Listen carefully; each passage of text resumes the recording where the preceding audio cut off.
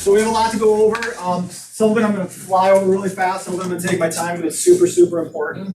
But really the whole gist of today is how we do business, what our core values are, what kind of a culture we want to create. There's a lot to it. It's not as easy as everybody thinks. We've been working on this for 20 years.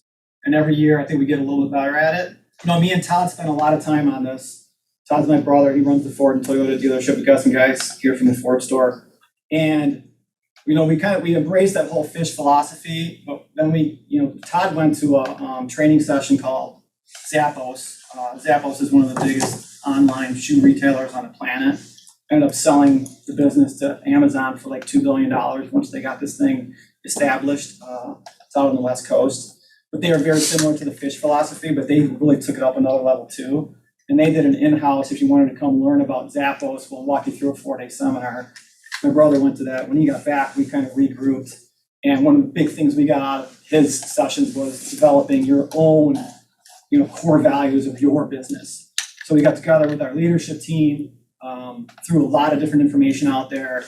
And after a few weeks of massaging all this input from a whole bunch of different people, staff, some outside customers, our leadership team, we really got it kind of nailed down to 6 core values of what we're all about, which you're going to hear from our leadership team today, what those actually mean. So those are encourage constant improvement, build a can-do team spirit, be humble and respect everyone, deliver wow, develop open and honest relationships, and my favorite of the 6, create fun and choose a positive attitude.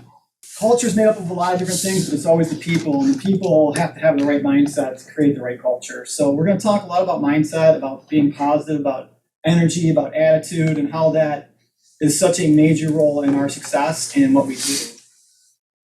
And the first video talks about your mindset. It's only 2 or 3 minutes, but this is great. This is Matt Dela Cruz, who's done a few seminars with us actually, and the guy's amazing.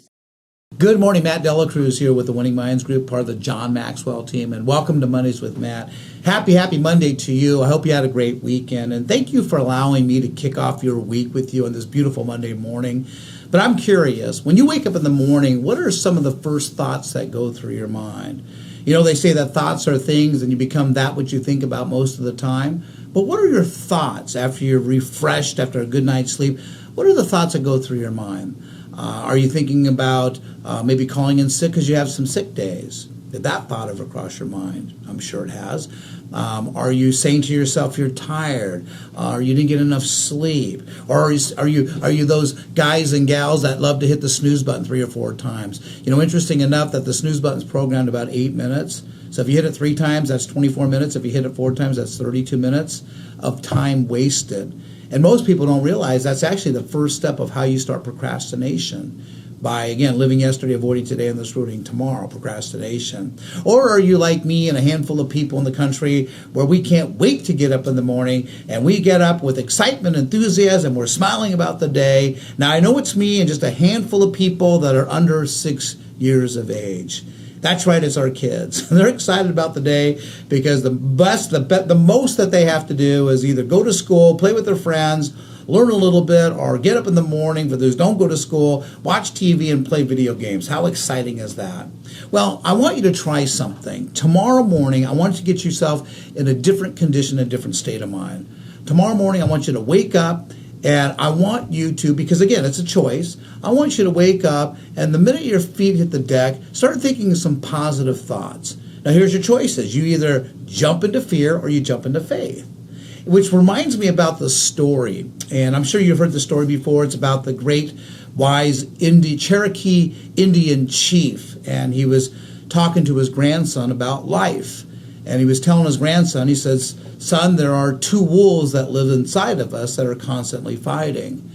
And he says, one is fear and one is faith. He says, the wolf that's fear is anger, regret, resentment, self-doubt, guilt, and self-pity. And the faith one is joy, it's peace, it's love, it's hope, it's happiness, it's kindness, it's excitement, it's gratitude, it's generosity. And the young Indian boy looked at the grandfather and said, "Grandfather, which one wins?" And the grandfather said, "The one you feed." So tomorrow morning when you wake up, and every day the rest of this week, I want you to wake up. I want you to put some positive thoughts in your mind. I want you to step into faith, avoid fear. I want you to think about the little words that, again, it could be generosity, it could be excitement, enthusiasm, peace, love, it could be caring. It could be all these words that I want you to be and emulate that day. Because I promise you this, when you think like that, when you step into faith and avoid the fear, I guarantee you good things come your way. You get the best ROI in your day when you wake up in a positive state. Matt Dela Cruz has been very influential with our auto group. We did a couple of really big seminars with him, but he puts out a very cool video every Monday called Mondays with Matt. So if you guys don't subscribe to Mondays with Matt on YouTube, you should. He's just awesome. Every Monday, he's just got a great message. Kind of get your minds right for the the week. Mondays are always a little bit tougher to wake up to. It's the first work week of the week, day of the week, and clicking our brains into that right mode takes work, and he's a master at it. You can see down on the bottom there, it says poor dealer perception. This is actually, what a lot of the world thinks of car dealers. It's probably why we're seeing a rise in these Carvanas and these public companies that love running ads about how dealers are basically dip poops, if you will, because people's perception of the dealer world just are not very positive. This is a dealer out of state who has taken that and explained to people, most dealers badger you, but we don't. And this is one of the badger commercials. Oh.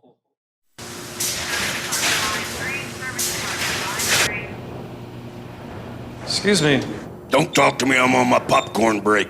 do you know what time my car's gonna be ready? Do you see this suit I'm wearing? I don't fix cars, I sell cars. Well, they've been here over 3 hours and Do I look like I care? I don't. Tired of being badgered? Right? Unfortunately, that's what some of the world thinks about car dealers. That's the service department. Show them what they think of salespeople. The next one. Well, selling the car is just like fishing, Wilbur. You bait the hook, you throw it out, and then you reel them in real slow. You ask them questions about their family, what they do. You act like you're interested. And once you get their trust, kabowie! You just sold a car! Tired of being badgered? So Come true, to though, Johnson right? Kia of Durham. Like, Great that's the deals, perception great that's out service, there, whether no it's badger. service or sales, and we do everything within our auto group not to be the badger people. But still, people who don't know us and haven't done business with us and walk in the door need to make sure immediately they feel a different vibe at any of the stores. Doesn't matter which one it is. So, has anybody heard us talking about culture? I know in New Hudson, we're pretty new here. But has anybody heard anybody talking about Szott culture at all? Yes. No, not it. And you're up for it. What about no? Okay. Well, I'm glad because that's what today is for. So before we get into that, just when you walked in and you came up the stairs, maybe you started hearing some music. I mean, it's a couple of you walked in late, so you didn't hear the club Szott we had rocking out. But what did you, in a couple words, just what was your vibe? What were you thinking when you walked into the room? Just what fun? Comfortable? Entertaining? Inviting. Love that. A little bit different than you expected, maybe? Relaxed. Relaxed. Right? You're getting invited to an hour and a half, 2 hour meetings. You're probably like, oh my God, what is this all about? Then you walk upstairs and maybe you felt a little bit of a different vibe than you thought you were going to walk into. Yeah. The reason we set it up like this is for you to understand that's the same kind of feel we're looking for when people walk into our dealerships. It just feels different. It's a little more upbeat. It's a little more engaging. It's a little more exciting. It's a little more inviting. It's a little more friendly. It's different, right? It's incredibly competitive out there in the car world. It doesn't matter if you're selling golf carts. It doesn't matter if you're servicing a car. Collision shops are getting direct. People are steering them. It's super competitive out there. So we have to do everything we can do to get our competitive advantage, which really is what we're going to talk about today. At the Ford store, right, we just redid the whole dealership not long ago. Beautiful facility now. The showroom is just amazing. We have kick-ass freaking massage chairs in the customer lounge, as we do at Dodge, as we do at Jeep, and as we do here. And we also usually have some pretty fun music going on at all the stores. Most of the stores have popcorn, although here I don't think we set that up yet. Many of the stores have these really inviting, exciting display pads in front of them. And, we always have a fantastic coffee bar set up at all the stores as well. All of that is what this vibe is that we're creating, this culture that we feel a little bit different than other stores. But there's one more thing that's very important, definitely more important than all those things that we've done. We've thought about, putting these waiting rooms inside the showrooms, or putting massage chairs in waiting rooms where people have never experienced that before. Having an amazing coffee bar. All of that, like I said, is very important, but can you think of something else that's more important than that?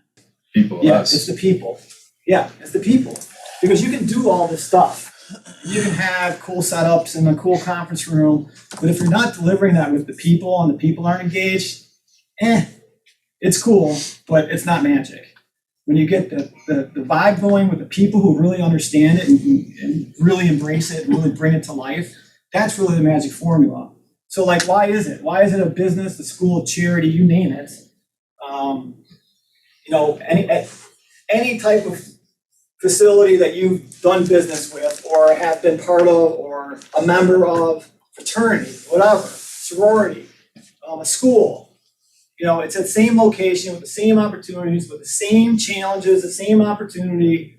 You may change hands, maybe a new president, maybe a new owner, maybe under new management. And when that change happens, it becomes shockingly better or shockingly worse. How is that even possible, right? Same opportunities, same stuff, same customers, same members, but something changed with leadership and the people, and either something got way better or way worse. Well, what do you guys think? It's pretty obvious, right? What's it come down to? Culture of the people. It's the people. It comes back down to the people. It comes down to the people. We can build these multi-million-dollar facilities that look absolutely incredible when you pull in. And if you pull in the parking lot and open the door, and everybody's kind of got a sour look on their face, nobody says hello to you, you're looking for help, it doesn't work. It's all about people. We bought a dealership in 2001 Highland, Dodge Ram dealership. They had 22 employees. They were selling 27 cars a month combined, new and used, for a long time. And we came in there and we changed the crew, we changed the leadership, we changed the culture, we changed the enthusiasm, we changed the marketing, and the people just could not believe how fast that we got that store moving. We did 100 cars in 6 months out of that place. They never thought they'd do 100 new cars. They were doing 27 forever a month. But it was the same location, the same customer base, the same products, and it was just different people doing the business. And so it's just incredibly important. Target does an amazing job. I'm sure everybody here visits Target. There's a lot of amazing people that make that place rock and roll. You go into there, you can feel kind of a sense of energy. They're very, very successful. Can you play that real quick?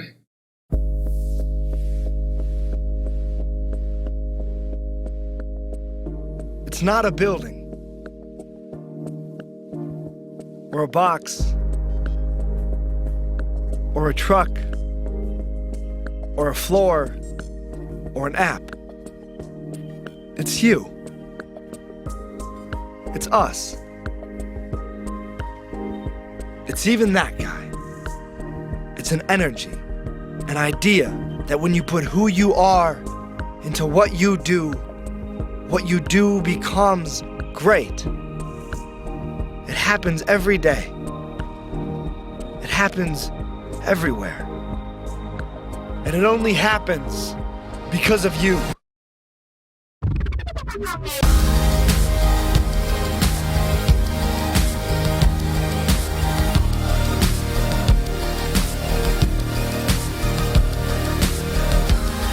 So bring your voice, your drive, your style, your heart, because you are what makes us.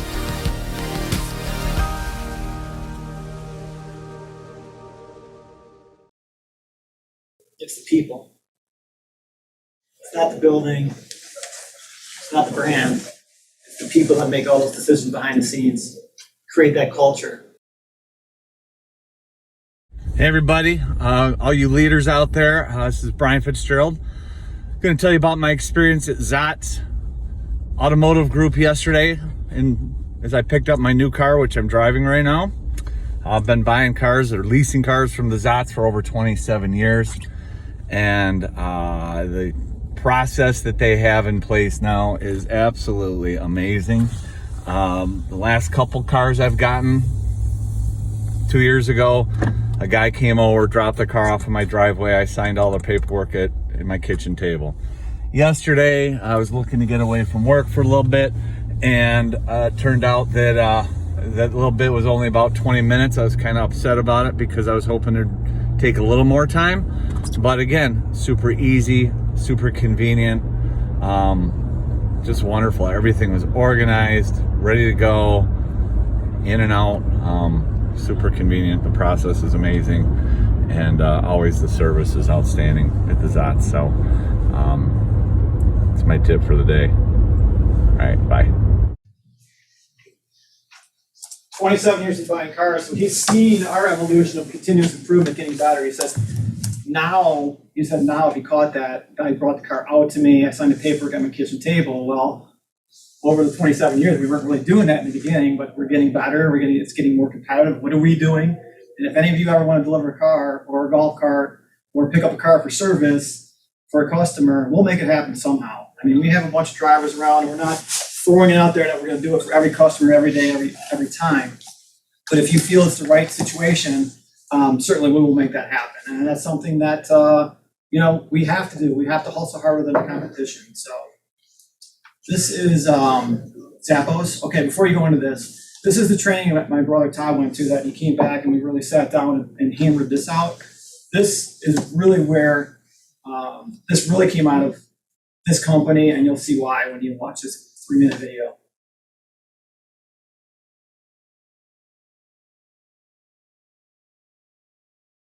It is hot. It is hot here right now. Hey, what's going on? It's Kristen Wistia.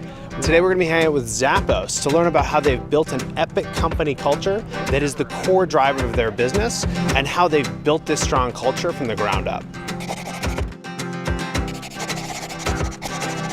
Some companies talk about work-life separation or work-life balance. And for us, our approach is really to focus on work-life integration, because at the end of the day, it's just life. The Zappos culture is unlike anything else I've ever seen. We joke that it's happier than Disney.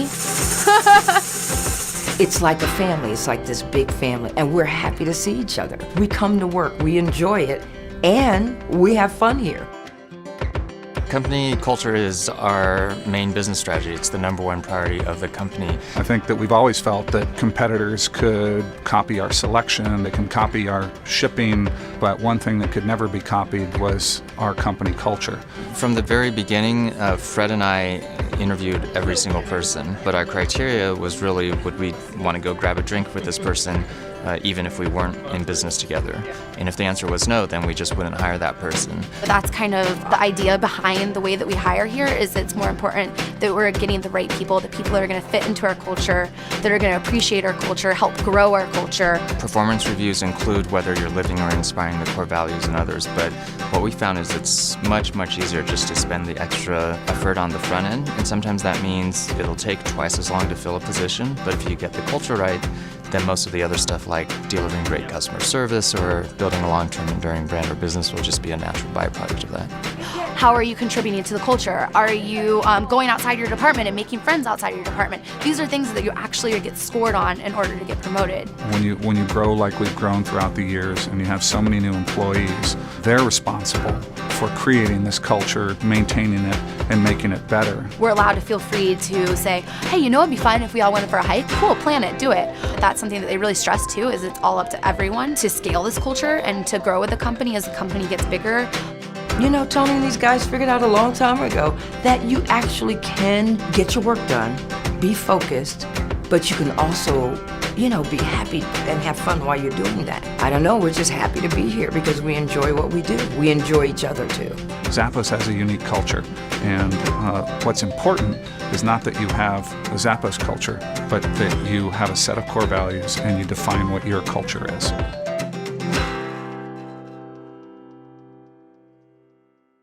We knew we had culture. We were working at it for 10 years before we got into this. Zappos, I guess, had inspired us to take it to the next level.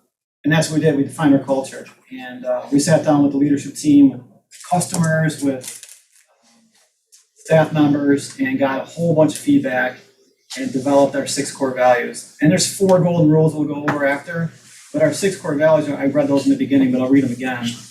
And we're going to have leadership team share what their thought is on each one of these. I know you can read them and somewhat understand or have a pretty good idea what that means, but it's good to hear a little more detail behind what that means to an individual that has been working with us for a while. So encourage constant improvement, develop open and honest relationships, build a can-do team spirit, be humble and respect everyone, deliver wow, and create fun and choose a positive attitude, which is my favorite one out of the 6. But we're going to jump into each one of these for a 1 minute to 3 minute dissertation of what that means to each leader that is going to represent one of these core values.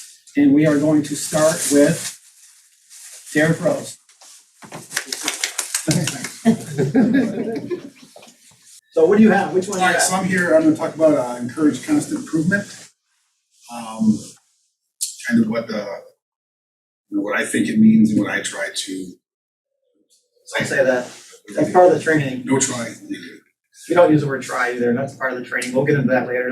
That's 2.0. So one thing that I do is when I'm dealing with my team and even teammates outside of my department is always looking for ways to give someone that extra little bit room for push to do something that they feel or think that maybe they don't have control over, or they may not feel comfortable bringing up in a conversation or a topic, whether it's something that's good for business, something personal outside of the business. Part of the leadership, what I believe encouraging constant improvement really does kind of mean is, as leaders, we want to create more leaders. That's an awesome line right there, and not just a line, but a way of doing business. A lot of times people get into a leadership role, and now they think, they're the boss, and they finally made it. You're not going to make it. I'm over top of you now, and that's how they manage. And they have a management team, and they're a boss, and that's not what we're all about. We're about leadership. We don't say management, we say leadership.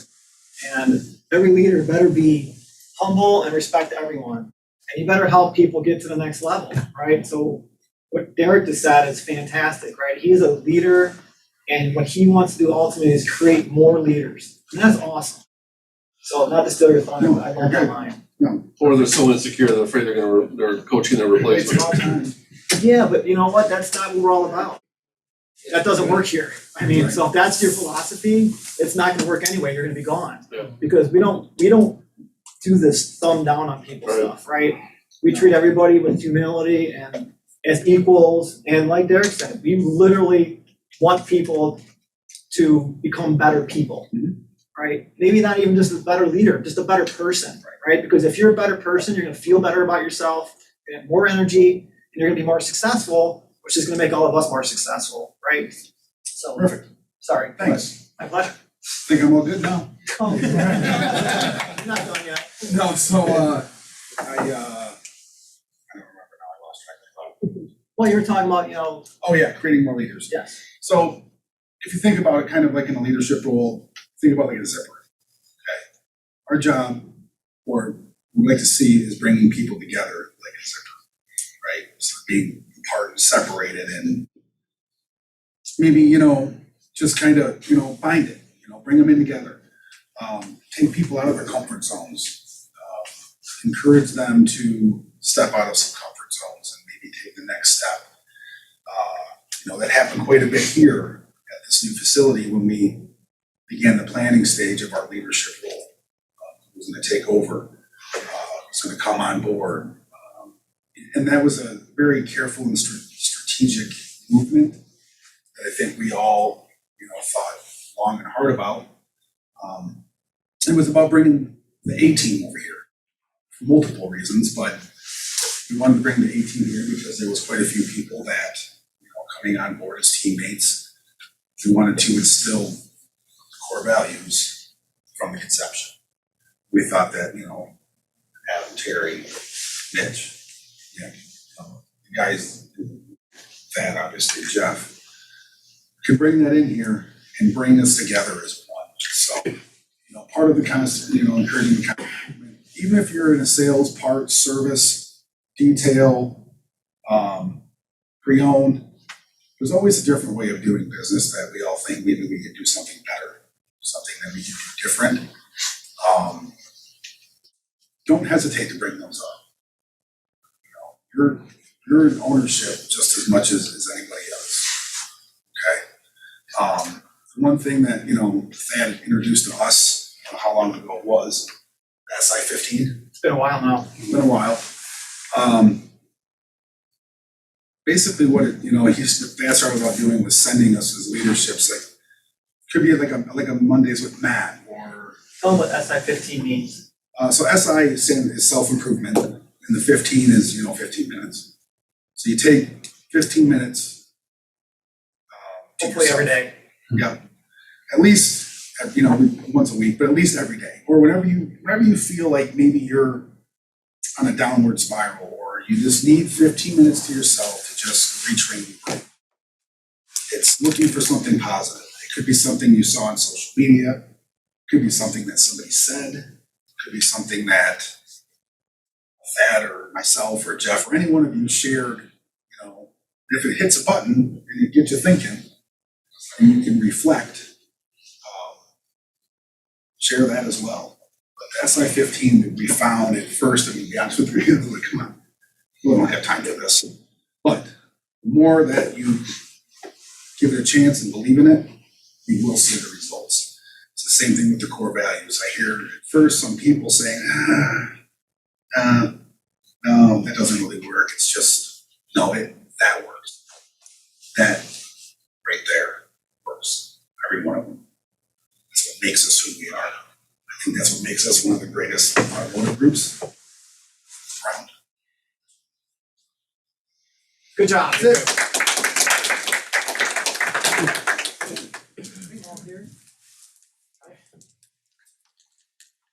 I am delivering wow.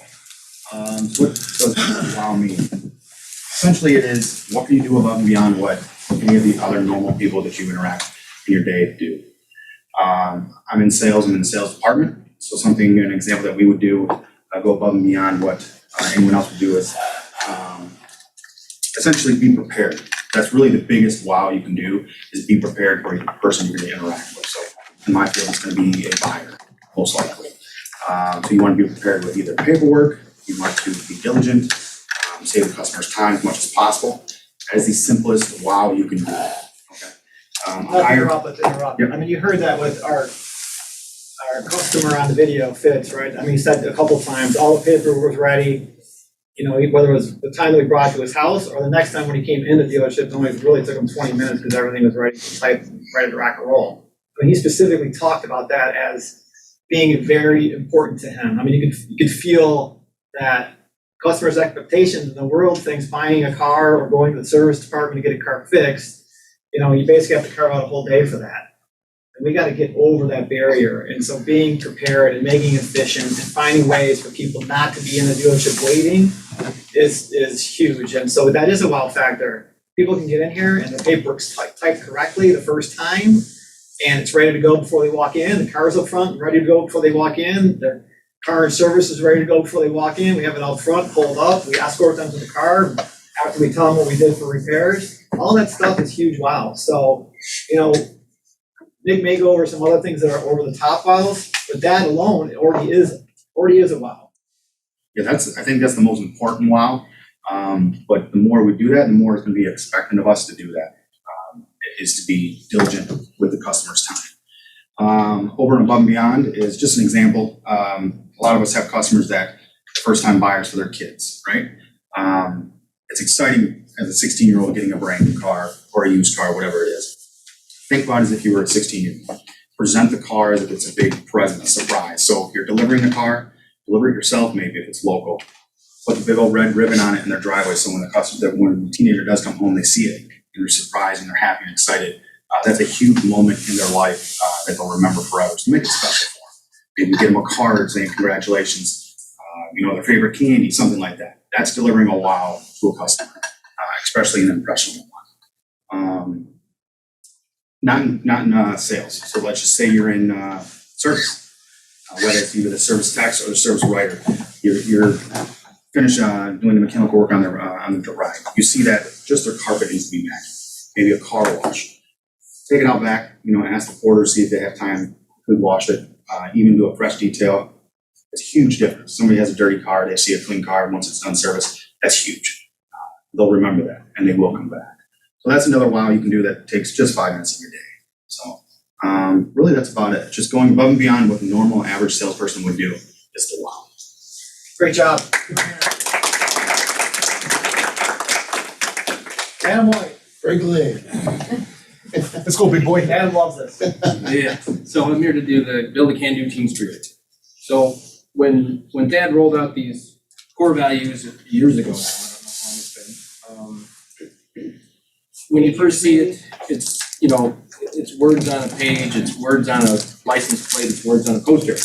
But they really are, when you dig into it like we're doing today, you realize how much deeper thought there is into these pillars that really make us what we are as a dealer. So build a can-do team spirit means a lot of different things to a lot of people, so I'm going to talk about what it means to me. My feeling is it's a mindset, it's a mentality, it's a feeling. It's rather than a process and a set of steps that you need to follow. It's the willingness to lend a hand, whether it's figuratively or physically, to other departments, other teammates, other leaders, to customers. And knowing that will come back to you in spades. The other people will see what you're doing, and it's infectious when you do that. We all have challenging days. Sometimes it turns into challenging weeks. But we could have challenging customers. We could have challenging repairs, vehicles. We could have challenging deals, challenging banks. A lot of challenges that we could face. But I take comfort in knowing that we have a team around us that is willing to step in, like I said, not necessarily physically, but either with some insight, some knowledge, ideas, even physical help to help us get through those challenging times. So we already here, and I'm sure people that are here in this building can feel we have a great can-do team spirit here. Of course, it's all new, it's exciting, and what I want to make sure is that it doesn't go away because it's, after the newness wears off and it gets all, daily. Okay? So we want to make it not just business now, but business as usual. So we just need to, when everybody keeps it on the top of their mind, remember these core values, and everybody work together, we can do anything. Awesome. Great job. TK. Go ahead, TK. My core value is create fun and choose a positive attitude. That's easy for me because this is my third store working for Thad. You see it throughout. We have the music going. We're high-fiving each other. We're laughing, especially Jillian's laugh is contagious. You can hear it across the showroom. So we have team lunch and we do a lot of bonding with each other. And then for my positive attitude, we're always encouraging other people. Like you had a great day or you had a great week or you had a fantastic month. We're always plugging for each other. What I like to do on mine is I like to walk through the shop and I'll see JJ clean a car. I'll say, hey, thanks, great job. Or, Mitch over here, thanks for getting that prep done so I can deliver that car quickly. Or even thanks for getting that tunnel covered so I can put that on the car and get that delivered as quick as possible. So I think the positive attitude is definitely there. And we always have fun. It's awesome. Great job. Before Mitch goes on the positive attitude part, it's so vitally important. You're going to hear us preach this and preach this. You're going to get sick of me talking about it. I'm gonna talk about it for another probably 15 minutes of the rest of this presentation.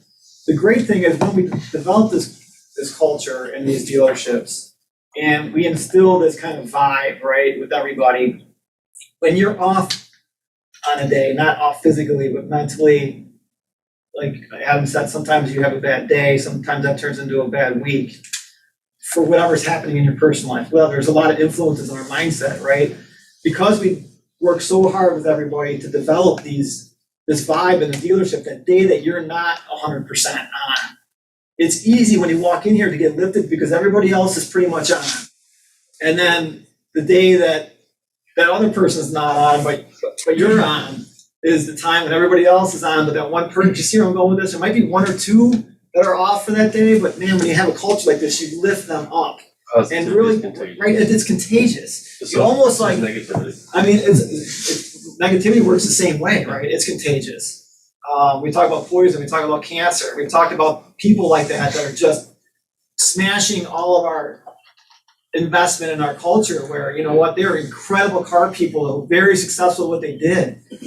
But I can think of names right now over the last 10 years that we finally had to part ways, even though they were great car people, great managers, great leaders, but they just didn't treat they really came down to be humble and respect everyone part. Because they managed with the thumb and, you know, kind of being nasty to get people moving. And that's not what we're all about. So to your point, the cancer and the poison and the negativity, that's the easiest way to find the exit door at these places. It just doesn't work with us. So I didn't want to jump in there, but go ahead. No, that's okay. Just so happens I have being humble and respect everyone. So that kind of started it off just about right there. We have, you know, you got to first think about what it means to be humble and have humility. A lot of people think, you know, being humble is a sign of weakness. It's really not. It's a sign of growth. I mean, every time you can sit back, take inventory of yourself and realize that, you know what, I don't have all the answers. I don't know what to do. You know, those are the times when you're that's growth. That's personal growth because you're going to figure it out. You're going to get your way through it. Around here, you know, being humble and asking for help, you've got a lot of great leaders around here, a ton of great experience. Some of the best people in the business work for this organization.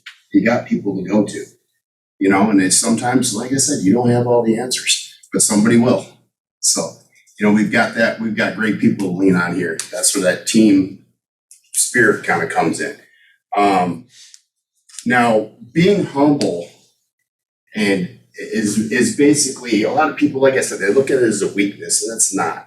You know, the opposite, it takes a lot of strength to be humble and to actually embrace when something goes wrong and learn from it and move forward. You know, we went in 2020, you know, this was a bad year. I mean, everything went wrong. You know, I mean, stuff that we could have never foreseen just hit us right in the face, you know.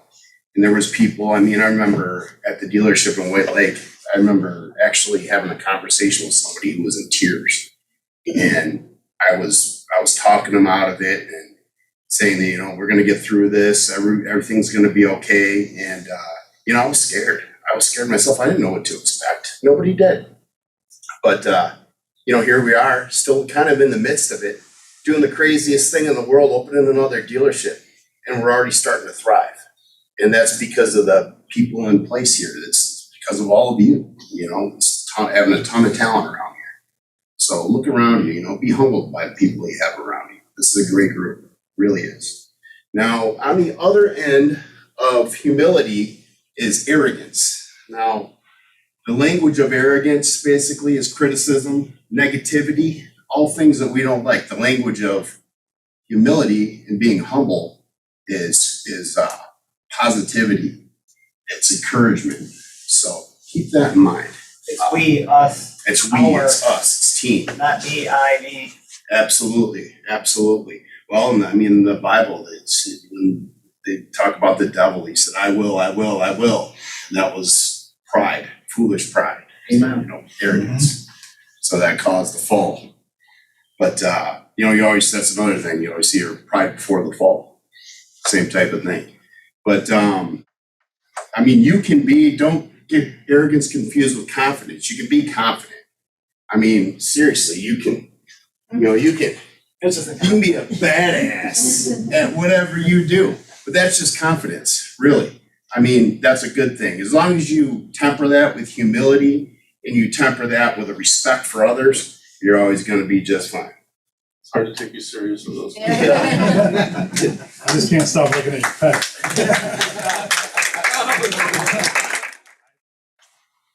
It's something that I really liked when I first came here too, is that I knew if I ever needed help, like didn't matter who I went to, they would help me. It feels good, right? Yeah, Going ask to- anybody for help and they. You wanna be there. You wanna be comfortable at work, you wanna be comfortable going to. Yeah, I didn't wanna dread asking somebody a question. No, it's good that you felt like that. Didn't matter who I asked, they're always here to help. We need to help each other, I mean, that's how it works. So this one up here is one of my favorites because all 5 of those are things we have to do to make this organization what it is. And developing open and honest relationships is the one thing that can definitely undo the other 5. The biggest thing in the car business is we spend more time with each other than what we do with our spouses, our boyfriends, our girlfriends, whatever it is we're into when we leave work. So it's very important to, one, be honest, do what you say you're going to do, from the guy that's in the back that says, hey, this car's got a big scratch in it or it's got a spot in it, make sure you bring it back up. And the guy goes, yeah, that's good enough. Brings it back up, salesman trusts you, customer loses their mind. Then they think poorly of that guy. The other thing is learning, my mom taught me this at a very young age. If you don't have anything nice to say, don't say it. In this business, we're here a lot, and all the little chirping and the side meetings can definitely hinder the other 5 things from happening. So, do what you say you're gonna do at any level of your job. When it comes to a customer, when it comes to coworkers, like this guy right here. I mean, at the Jeep store for the last 10 years, I literally would text him 52 times a day because I knew whatever I asked him to do, I never heard about it again. It was done. The customer was happy. The car was fixed, and and that's why he's here right now. But same with Terry Kaufman. His phone blows up nonstop for me and everyone else because they know that TK is going to get it done when you ask him. So, the biggest part of an open and honest relationship is trusting your coworkers. Not only on a personal level, but on a work level, where that if you ask somebody to do something, it's going to get done. And the second part of that is, being honest in your relationship here at work is understanding that people are going to make mistakes. I've screwed the PowerPoint up twice today. It's probably ready to kill me, but he's not going to because we have an open, honest relationship. I might be a little negative after this meeting, When you guys all leave, that's why I have no. But no, it is a very serious thing, and all those core values are huge. And obviously, we all know we deliver well, better than anyone in the metro. It's good stuff. Nice job. I'll just add on the relationship part of it, interdepartmental wise is where a lot of those relationships, I think, are harder to develop. Right? I can encourage it for the office to get better relations with sales, and with sales to get better relationships with service and parts, and for service and parts get better relationships with sales, and vice versa. And I do encourage that, and I hope it organically happens, but I can't make it happen. You have to go out there and build those relationships and walk around in the morning and tell everybody good morning. And I know if I was in sales, the first thing I would want to do is build some great relationships with the entire dealership, because all those people have friends and family and neighbors and coworkers and everything else that wants to buy cars, and they're going to refer them to one person on our sales floor. Probably the one that is the nicest to them and builds a relationship with them. I'm just saying. Also, I think when another great example is, let's say it's, we close at 7:30 on our late nights now. It's 7 o'clock. We got a Ram truck that someone's ready to take home, and they want to add side steps to it from the factory, and we have them in parts. And now it's 7:10, and we close at 7:30, and everybody's starting to pull their cars up. That's when the relationship part comes together, right? Certainly, as the leaders, we can go up back there and bark and be like, you're not leaving until the freaking running boards get on the truck because we're spotting it tonight and they're taking it home. Or you could have already established that relationship where they're going, what do you got, man? I'm here for you. I'll stay. I'm here a little bit late. No problem. Throw them on. Let's make sure we take care of this customer. But a lot of those situations that happen every day, that's just one of a million examples, comes down to a relationship you built with another department, right? So think about that stuff. So we made it through a lot of the core values. The one thing is we want to talk a little bit about, some other things. One is don't steal. I know it's a totally different topic. Wow. And you laugh. But the thing that frustrates me is we get some of these meetings and we get great people and we just love the people they become. They're totally part of the team. And they make one dumb decision to go up to the gas station with a $20 gas card that we gave them for a customer, and they call their buddy and say, hey, meet me behind the car I'm taking up there, and I'm gonna pump 10 in there, and then you move up and I'll put another 10 in there for my own car. Right? It's simple, as stupid as that sounds. I had to actually fire somebody because of that. That was a great worker and was here for years. But when you take things and you steal, like whether it's outside the boundaries of our dealerships, like we know everybody in the communities, like, right? And then everybody will, like, if you think you're gonna get away with it, more likely it's gonna come back to us. So just don't even think about it. It's not worth losing your job over $5 or $10 or taking, washer fluid or rags or a snow broom or whatever it may be. Just don't do it. The other thing is, representation. And I see Szott Ford on his jacket. I see Szott Ford on his jacket. I see deals in the DNU, deals in the DNU. So, let's talk about this for a minute. When you're out to lunch, on your own time going to Leo's for lunch out of the dealership and it's on your break time, right? And let's say you two will go to Leo's. And you start talking about what you did over the weekend, right? And you're in the community, there's a family behind you with some kids, and they start hearing your conversation.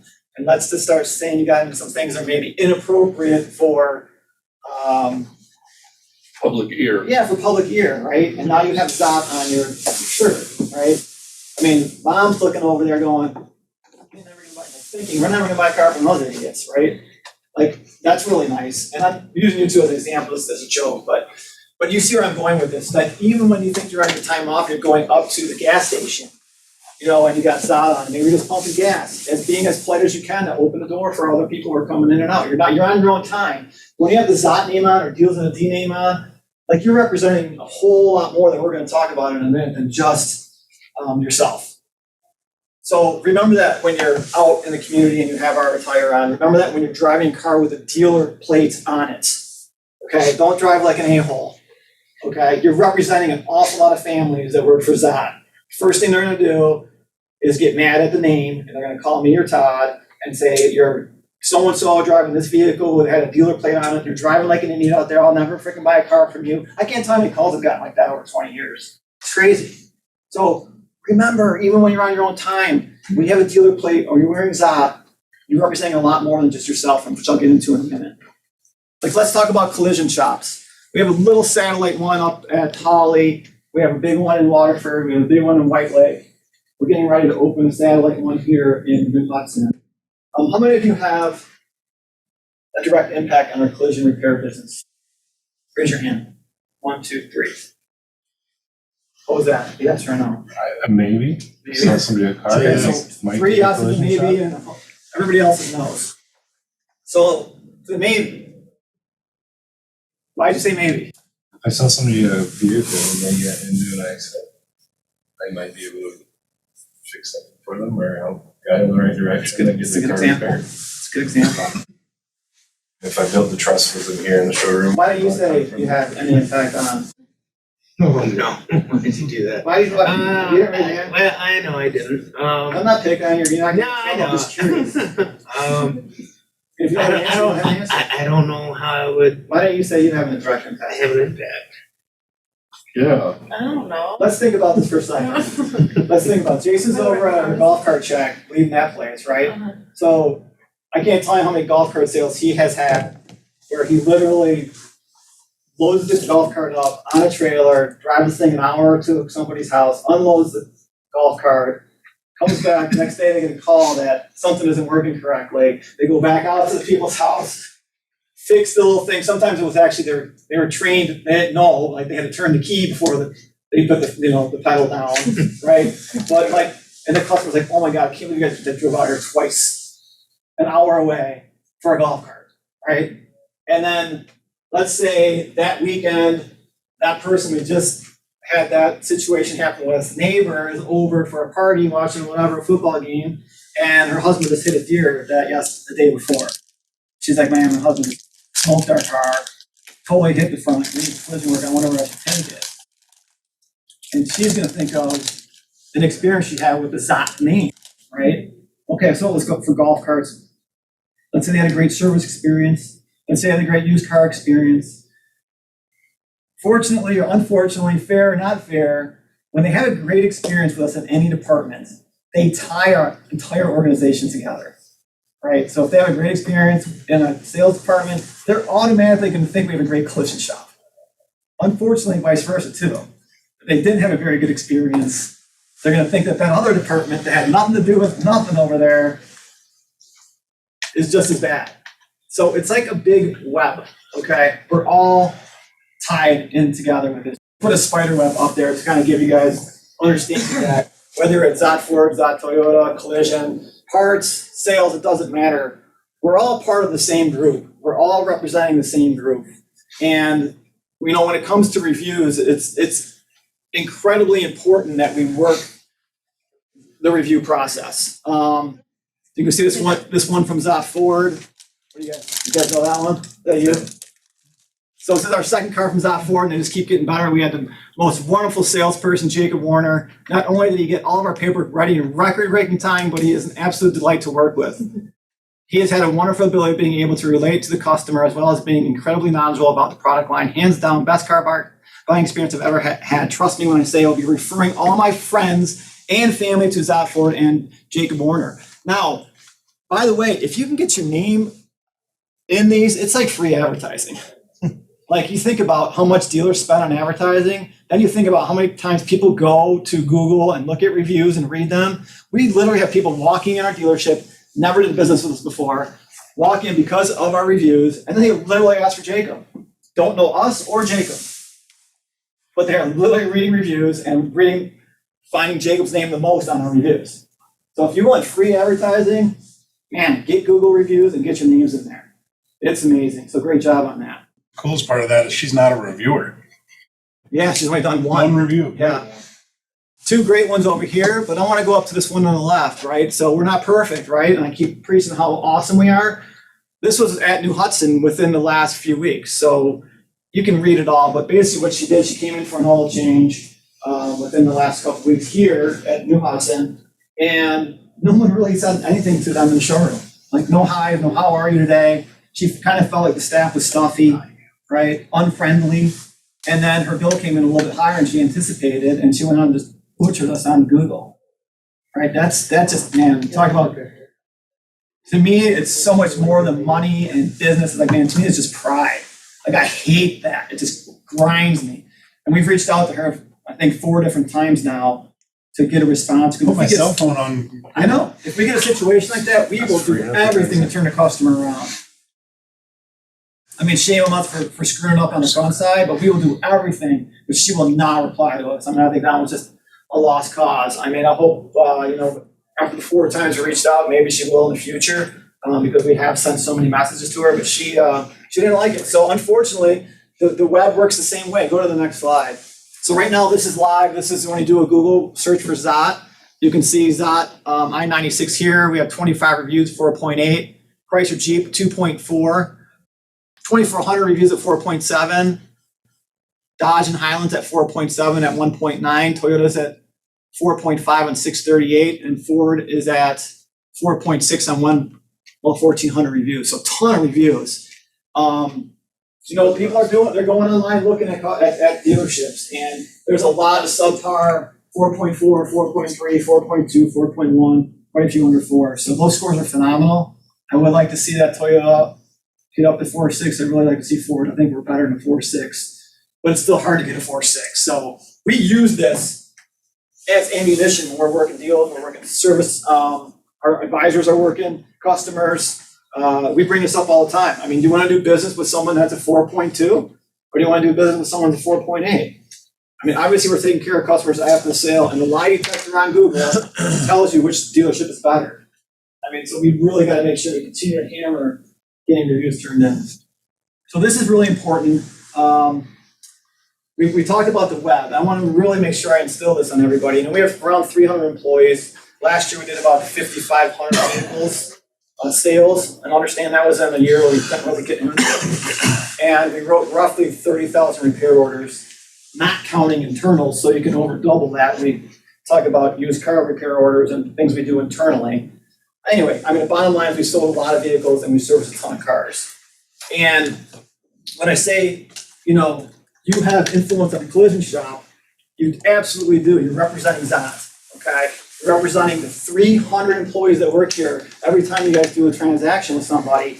And, oh, by the way, they all have families that they're looking to support.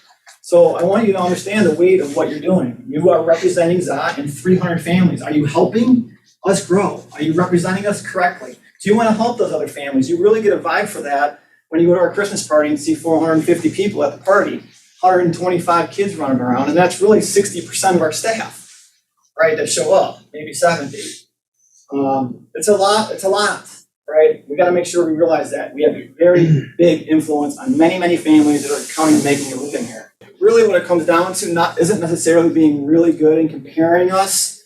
It really comes down to how do you make people feel? Do you make them feel good when they have an interaction with us, whether for parts or service or sale or collision? How do you make them feel? It's funny because in the first meeting, Steve Grunwald from 99.5 happened to be dropping his car off in service. He saw I posted something on Facebook, so we knew we were doing training, so he came up here. And he started talking about how we make him feel. He said, we have just amazing people. And he says, it's not smoke and mirrors when I talk about it on the radio, because a lot of these people I talk about, I become friends with and I hang out with my own personal time. He was with Mitch from the service department all weekend. They were snowmobiling up in UP together. And so he just really loves the people and he loves the way that we make him feel. And he sends so much business to us because he knows how we make people feel. And he said that 3 or 4 times. So remember, it's all how we make people feel. Smile, have fun, be energetic. And remember, the dealership's culture is what's made up of our team. It's our personality, it's our character. But I want to reiterate that, we want to have fun. We want to be energetic. We want to make it a great place. We want to support our coworkers. But whatever your job is, you have to do it right. Because when you make big mistakes, even little mistakes, and we're going to make mistakes. I'm not saying we need to be perfect. But when we make mistakes, it really kind of puts a kink in our wheel, if you will. I'll give you a quick example, right, of the credit app. Like Saturday at this dealership, we had 7 used car customers here at the same time, working with half the staff. We had a handful of new car customers here. They were extremely busy on Saturday. They were doing their best to deliver 5 of those used cars. And this didn't happen, but I'm saying this could happen. So when you kind of get in that rhythm where, man, the energy's rocking, when other people are buying cars, by the way, it's contagious. It's great. It's such a wonderful vibe. And you kind of get into this rhythm, almost like sports rhythm, where, give me that deal, gotta send this to the bank, grab that deal, this one's next, send that one to the bank for approval. And you're in the zone, right? So as you're sending things to the bank, you get the credit app, you're hammering out all this information, all this data. The salesperson that shortcuts or is going too fast, doesn't double check their own paperwork before they give it to a finance manager or a sales manager, it's easy to misalign, whether it's a social security number, birth date, any other lines on the credit application. All of a sudden now, you have 4 deals stacked up, people are waiting, people want to get out of here, we're short-handed, and now we got a deal where he's got to basically hit the brakes, don't have a social security number, where's the salesperson? What's their phone number again? Let me get my phone out. Let me text them. They're not replying to me. All right, I have to go to the next deal.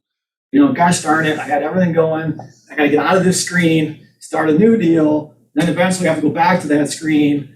And we don't have time for that. And you're screwing up our mojo. You see where I'm going with the small things, right? So whatever your job title is, the tasks that you do, it's vitally important. And again, I know we're going to make mistakes. We're going to miss social security numbers sometimes. But the point of this all is that to keep this going and to keep the culture alive and keep people energetic, you have to do your job correctly. It's about teamwork, but it's also about accountability and making sure you're doing things right. This one, to me, is pretty much, words to live by. You're going to see this put in front of your face an awful lot. I think this is what life is basically all about, period. But it's hard to execute this. And I'm going to read it. It says, the longer I live, the more I realize the impact of attitude on life. Attitude to me is more important than facts. It's more important than the past, than education, than money, than circumstances, than failures, than successes, than what other people think, say, or do. Before I go on, it's the other people that really sometimes mess our heads up, and you've got to find ways to overcome that. And you think you're on an island with people that are messing with you. You're not. Everybody has situations and people that influence them in a negative way. Everybody does. It's how you handle that versus how someone else handles it. You can either turn negative real quick like that, or you can manage it and find a way not to let it change your own mindset, because you definitely have control over that, right? But it's hard. It's more important than the past and education, than money, than circumstances, than failures, than successes, than what other people think, say, or do. It's more important than appearance, giftedness, or skill. It will make or break a company, a church, a home. Think about that. We know companies that have failed. I actually know a couple of churches that are struggling. And certainly we all know a home that has, blown up because of bad attitudes. So you have control of it. The remarkable thing is we have a choice every day regarding the attitude we embrace for that day. Can't change our past. We cannot change the fact that people will act in a certain way. Another line, right? I mean, the world is grumpy and angry and mad and divided, and you see it on social media and you see it in the news, and you basically feel it everywhere you go. Anytime you're in some type of a conversation, COVID comes up, vaccines come up, Republicans come up, left wing, right wing. I mean, you name it. We are so divided and angry at each other right now. You can't change the way people are going to act towards you, but you can control how you process that, right? You can control your attitude. We cannot change the inevitable. The only thing we can do is play on the one string we have, and that is our attitude. I am convinced that life is 10% what happens to me and 90% how I react to it. And so it is with you. We are all in charge of our attitudes. And the reason we go over this and talk about this and print this and put it in front of your face all the time is because it's just so massive for success. But honestly, it's so massive to just be, have a great life. I mean, it's pretty simple. Like, if you can control your attitude and find ways to overcome nastiness out there, you're just going to have a better life, period. It's just the way it works. Golden rules are amazing, and I love these, and they're quick. But there's 4 very important ones, and they sound silly, but they mean a tremendous amount when people actually experience them from the outside world coming into our dealerships. The first is, like, when people come in and they ask for directions or they ask for a specific thing. They may be on the far side of this showroom. In fact, parts at Szott Ford is really difficult because it's not on the showroom. So you have somebody walk in the front door at Szott Ford and say, "Where's the parts department?" And you would say what? Let's walk back or walk straight down the hall. Yeah, right, exactly. Straight down the hall, take a left, look for the window with the lady over there. That sucks. And I'm not picking on you, but that does stink. Right, here's the new way of doing that. Right this way, let me show you. Follow me. Where's the restroom? Right this way, let me show you. And like I said in the first meeting, it doesn't matter if you work in the office, parts, body shop, sales, wash bay, doesn't matter. You may get a question asked to you by a customer. Where's your restrooms? I don't care who you are. Right this way, let me show you. And you walk them all the way to where they're going. I don't care if it's 10 steps or 100, and you escort them to where they're going. Cool? 100% of the time, man, we're looking to open doors for people all the time. Really don't like customers touching doors. They should never really have to touch a door, even if they're walking in from the outside. Get up to that door real quick, open it to them, walk them to the dealership. It's door service, it's courtesy. It's our vibe, it's what we do, okay? Oh, and by the way, there's other people within the dealership that are not customers, which is who? Coworkers. Coworkers. You're allowed to open doors for coworkers too, okay? And when a coworker says, "Thank you," what do you say? I pledge. Oh, look at most of you guys, we got it down. No problem. Which is rule number 3, which is my pleasure. Again, it sounds corny. We've been doing this now for, 15 years maybe with my pleasure. And I gotta tell you, it's one of the coolest things. Like, I posted a video today of us doing our training, and there's people from the past 20 years that moved out of state, whatever. Like, they reach back out to me about my pleasure and still thank me for putting that in their life. It's just a nice, classy, just a little bit above our competition way of creating a vibe that says we care more, we're more professional, we're more courteous, you want to do business here. And then it'll grow. You'll be doing my pleasure with your spouse and your family, and you won't even realize you're doing it. It's going to become automatic nature to you. And you're going to have fun and poke jabs at it, and you're going to open the door for your coworker, and they're going to say thank you, and they're going to go, oh, it's my pleasure, like it's a big joke, but I'm telling you, it's awesome, and people love it. You're going to hear it around these dealerships all the time. So goal rule number 4 is fish, which is where all this started. There's 4, I guess you can call them core values amongst the fish philosophy, which is be there, play, make your day, and choose your attitude. This is really where it all started for us.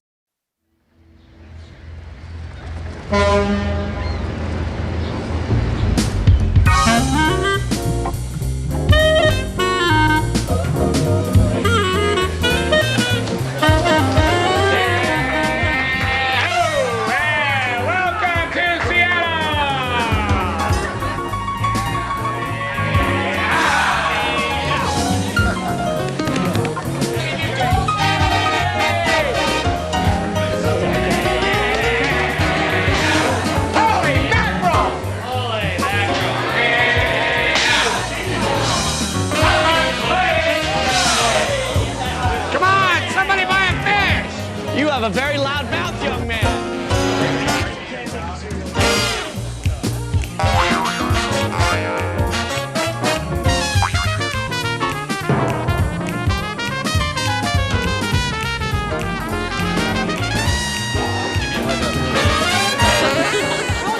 I answer questions too, folks. They don't have to be about fish. Hi! Who's this?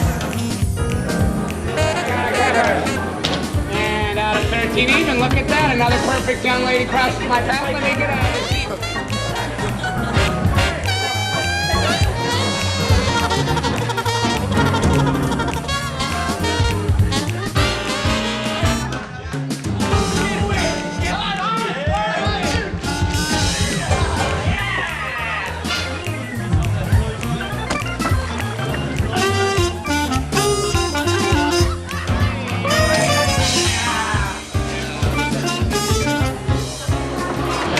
More to go, guys.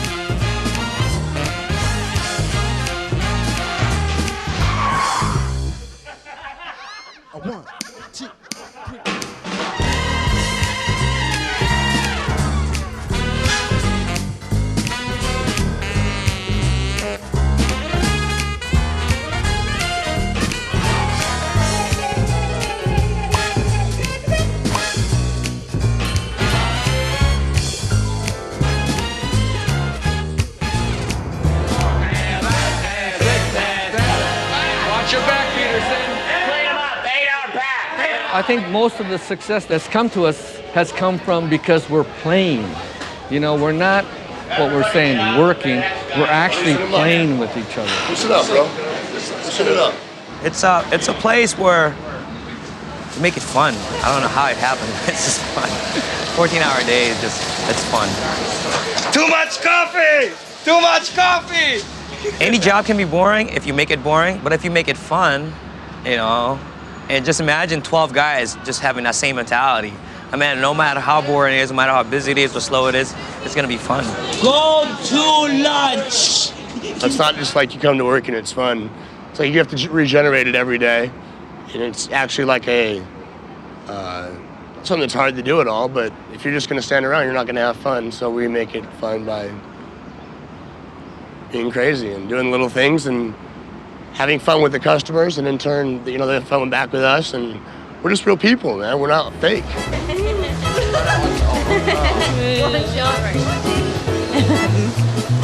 There you go. You know, like the screaming and the yelling part?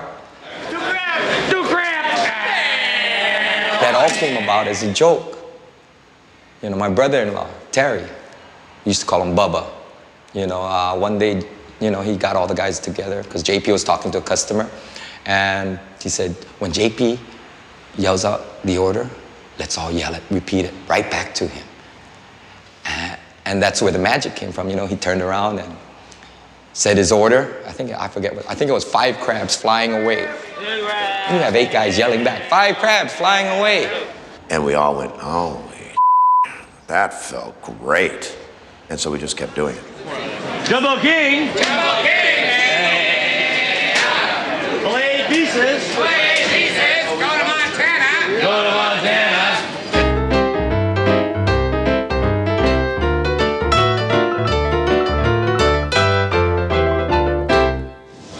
Well, I work in a salon. I don't think it would fly there. Why not? Where you throw hair? I mean, that's fish, you know. And you're not going to throw your cathode ray tube. You know, you're not going to throw that. I know. It doesn't matter. You know, it doesn't have to be throwing. Customers, that's what we need. Somebody buy a fish. I don't think it has anything to do with fish at all. You know, it doesn't have anything to do with the fish itself. The fish is like the second hand. It's like the byproduct of what we generated. We want to get a picture with us. Cool. Prescription glasses? No. No? Oh, God. Oh, God. Hey, take a picture of it! You find ways of playing. You can do it. Put them out there. Put them out there. Put them out there. Put them out there. All right. Kelly! There's a million different ways of playing. You know, it doesn't have to be throwing a fish. That's, you know, that's getting stuck. The moment you try to imitate us, you're stuck. Because you're not going to have the same things happening to you in the same sequence. Anybody can do this. You don't have to throw fish. You just have to have the energy. You have to have the commitment. You have to have fun. You have to have fun at work.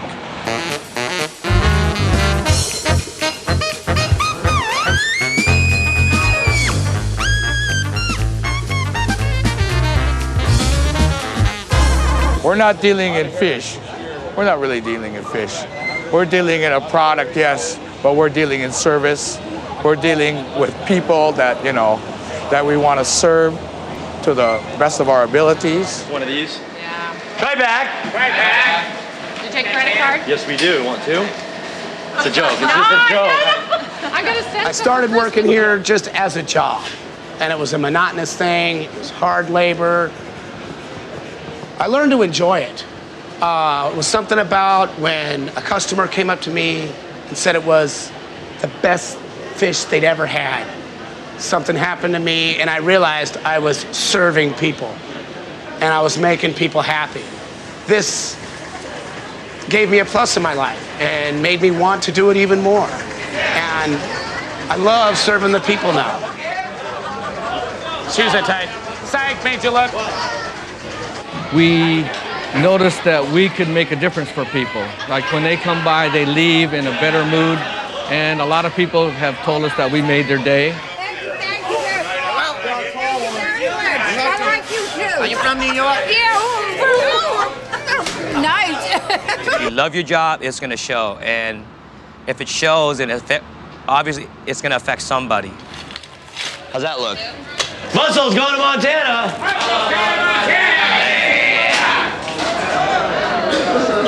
Whoa, what? You know, when they see that we're having fun, it's like a feeding frenzy. Everybody wants to join in with us. You'll never be shy again, and you'll have a huge breakthrough in your life. Okay. Oh, okay. Hey, that works. You go, girl! All right. Oh. You gotta hold on to it. Okay, one more try. You're out of here! The fun we have behind the counter, that fun that we have amongst all of us, amongst the coworkers, you have to let the customer in that also as well. And providing different customers, different people are gonna have different reactions to it. So all of us almost like have psychology majors, man. You get the feel for other people. There was a lot of times you'll see customers walking by with these grim looks on their face. They're grouchy, they don't want to buy fish, they don't have any money, life is horrible. And we'll say something or we'll acknowledge them, and they'll turn around and they'll smile and say hi, and then they'll stop and talk to us for a little bit. They come by here, they're walking away, they're holding their wife, they're playing with their baby. And I know we made their day. They don't have to buy nothing, but we know they're walking away with a smile on their face. We have people coming down here on their lunch hour from the office buildings to just watch us perform, to get juiced up to go back to work. We call them the yogurt dudes. I'd yell out, "Good afternoon, yogurt dudes," and then all the other guys behind the counter would respond, "Good afternoon, yogurt dudes." And then they'd all stand out there and they'd hoist their cups of yogurt and wave. They want to work here. They want to be here. Bear has people in business suits come and shovel ice in the morning. We've actually had them doing the wave thing, like they do at football and basketball games, And it's just so funny because then people from across the street on First Avenue, they'll come down just to see what all the commotion is about. And that's just the excitement that we love to have, because when it's exciting like that, the time goes by fast, people are having fun, and they're also, by the way, buying our fish.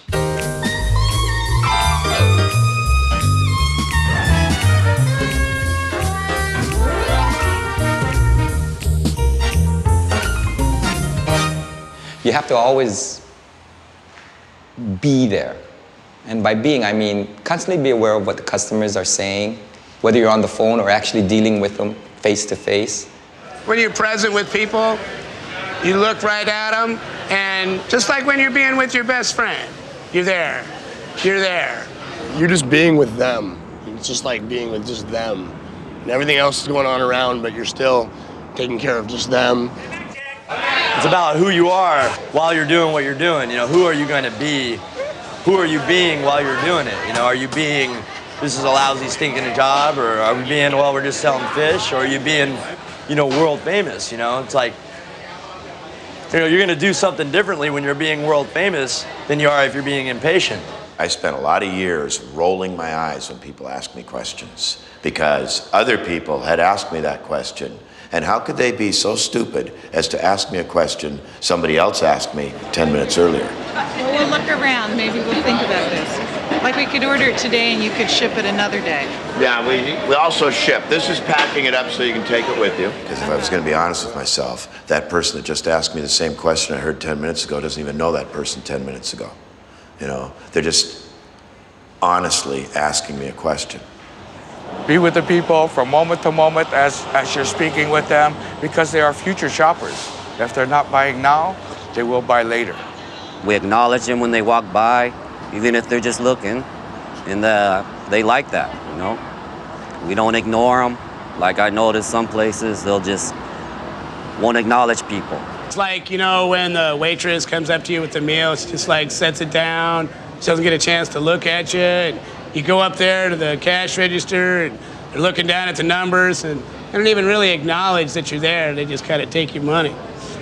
When you're at work, have you ever noticed there's times where you kind of, So, you got to really pay attention to that time that you're not present here. Because you go to sleep and, I do it, I think, man, if I hadn't slept right there, I missed somebody right there. Make a big old curvature right on back over here now. Come on over here. We got beautiful fish for beautiful people. And we, 95% of the time, are present from moment to moment. So you just have to keep bringing yourself back to being present. You're here now. Do what you have to do.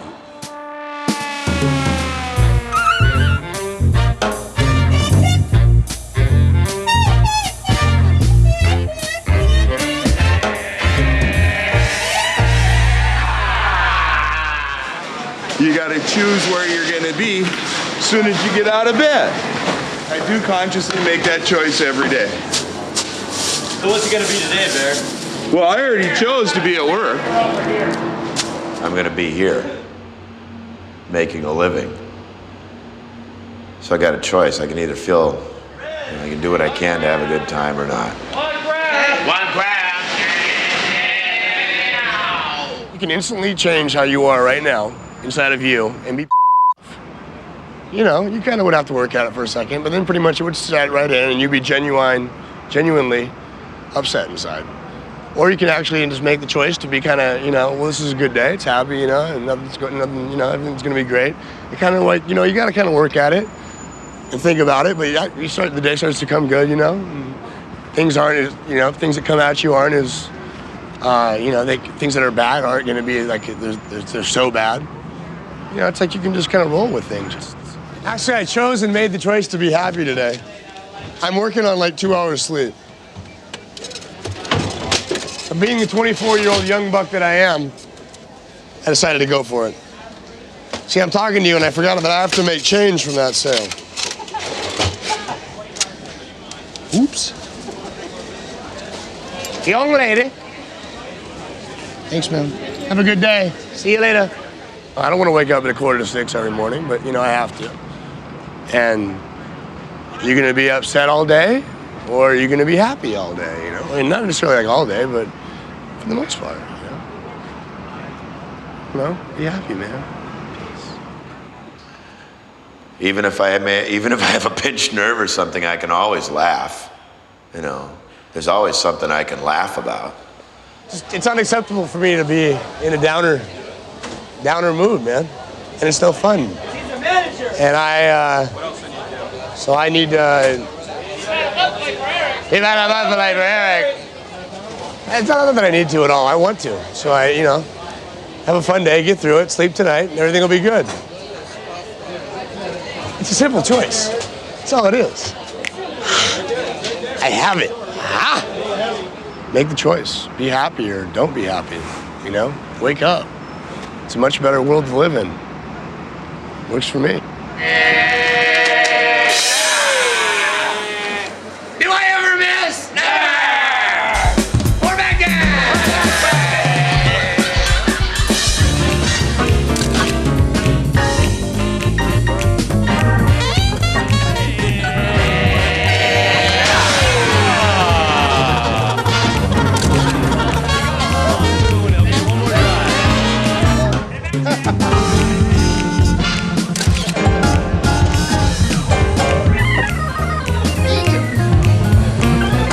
Simple choice. That's all it is.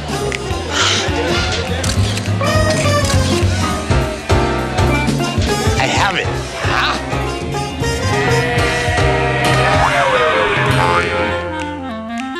Great attitudes and our fun factor is for the whole dealership. It's technicians, it's collision, it's painters, it's porters, it's office. It's for everybody. A lot of people think this is all kind of directed towards the sales departments. Certainly sales departments are part of that equation, but it's everybody. We all have to create this environment. So we just have some pictures. This is our shop in White Lake. The guys in the back having some fun. Michigan State days, we always have a good time. That's over in the detail shop, just taking some goofy pictures, having fun. Again, we do some crazy commercials. I love Brad. These two were funny. I mean, that was my dad and Jerry, who's been with us for 20-some years, but we made him an assistant general contractor, and they were just having fun with the picture. And then certainly on other days for Halloween, St. Patrick's Day, we're always creating that culture, creating that vibe. You guys at Ford do a great job of that too. You guys got a great culture over there. Me, Anthony's always sending pictures and posting stuff. You guys have a good time over there, so it's awesome. So summary, right? I mean, competition is fierce. We know that. I mean, we buy the cars for the same amount of money. Most of our service hour rates are very, very close to each other. The parts are the same prices. The cars are the same prices. It really comes down to how are we going to be different? We're here a ton of hours. Jeff mentioned that earlier. Why not have fun at work? Why not be positive? I mean, yes, sometimes it takes a little bit more effort. But I think in a big picture, it's karma. I mean, it's going to come back to you. Why not be courteous? By the way, courtesy in today's world is almost like, before it kind of snuck by, because it was part of the culture of the world. Now it's like we've lost it all. So it's sad to say, but now when you're opening doors and escorting people and being courteous and saying hi and how's your day going to people who are passing by, it's almost like, people really recognize it because they don't get it very often, right? So, let's have fun. Let's be positive. Let's be courteous. Let's have pride in yourself. Let's have pride for your family. Let's have pride in your job. Let's have pride for your employer, for your coworkers. And one I always love to bring up, your coworkers' families. Like I said, 300 families are making a living here under Szott Auto Group, and you have a direct impact on how people perceive us. So don't forget that. And then finally, just help us keep these places organized and clean. We've talked about some things that are maybe a little bit off topic about, don't steal and some of these other things when you go to lunch, and make sure you're representing us. When you're walking around and you see something that maybe isn't clean, clean it. You're not above pay grade. If you see somebody spilled some coffee by the coffee station, clean it up. If there's garbage when you're walking in on the parking lot, pick it up and throw it away. All these little things, right? The big one that drives me crazy on snow days, when you got to go out there and clean all the cars up and plow the lot and salt and shovels, and we finally are at the end of it, which takes a ton of effort from everybody. But then I walk in and I see 10 snow brooms over there and 2 shovels over there and the salt, bucket still by the front door, and all that stuff doesn't get put away by itself. Those are the things that when a customer walks in, they're like, oh my gosh, this place is a pig pen. How many times I walk in the golf cart shack and I get all over you guys? I do the same thing in used cars over at Dodge. Those guys are pig pen. But, keep the place organized. And then lastly, it's how we make people feel, right? We do want to be really good, but it's not all about being really good. It's making people feel good. It's going to make them spread the word about us and come back and do business with us. And let's just continue to go out there, build this culture, and kick some ass in 2020. Thanks a lot, everybody. Have a great day.